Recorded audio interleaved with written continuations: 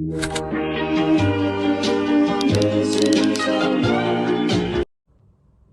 everyone! Do you guys know what this is? It is an excavator. Have you guys ever wondered how does an excavator work? Well, lucky for you, I am here today to explain how does an excavator work through the lens of physics. But before we dive into how does an excavator work, let's understand a principle, which is the Pascal principle. So, what actually is the Pascal principle? Well, Pascal principle states that when pressure is applied to an enclosed system, the fluid is transmitted uniformly in all directions in the fluid. So the definition might be a little confusing for you. Let me give you an example. Hydraulic system as a force multiplier. So imagine you have two pistons. One is smaller and one is bigger. When a force is pushed into the smaller piston, it will create a pressure, and the pressure will act on the surface area of the liquid, and then the pressure will be transmitted uniformly to the bigger piston, and then the bigger piston will produce a force.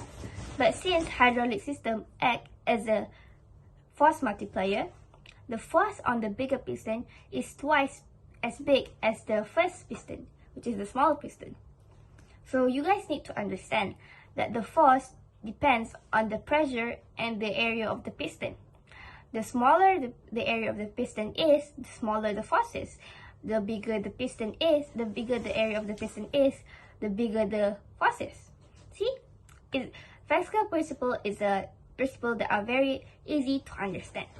So now that we understand how Pascal principle works, let's move on to understanding the parts of excavator and how it actually works through a video. Part is called the boom.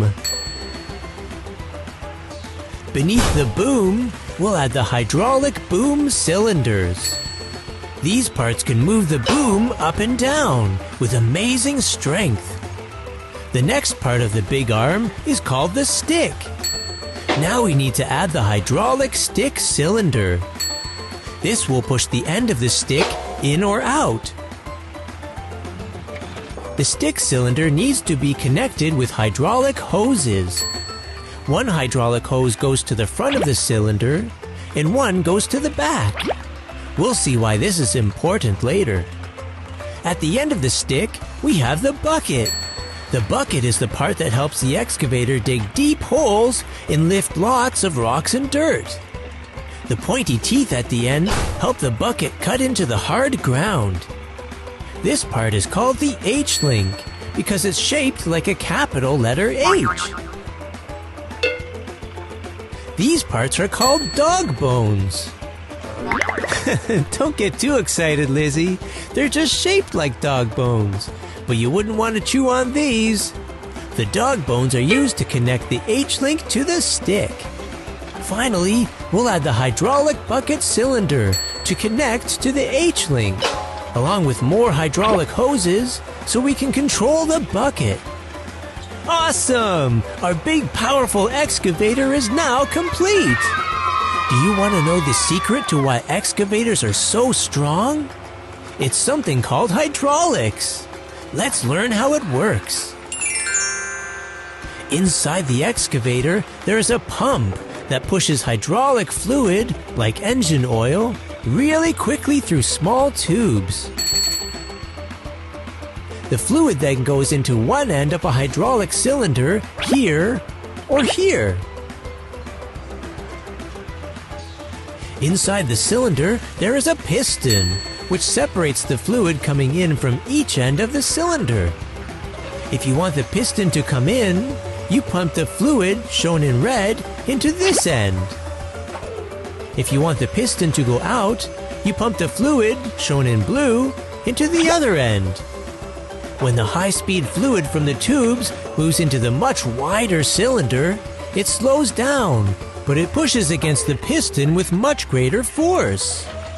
So now that you guys have understand the parts of excavator, let me show you guys again. So on an excavator, there are 3 pistons, which is here to control the movement of the arm. Here was also to control the movement of the arm, and below here to control the movement of the shovel.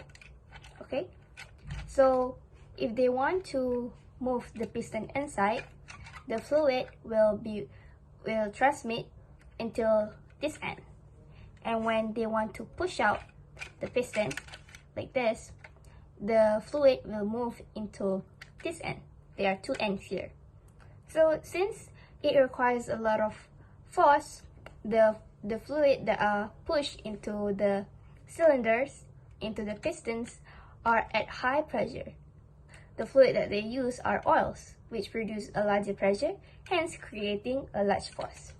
So now you guys have understand how an excavator works. I hope this video helps you, and thank you for watching. Bye bye.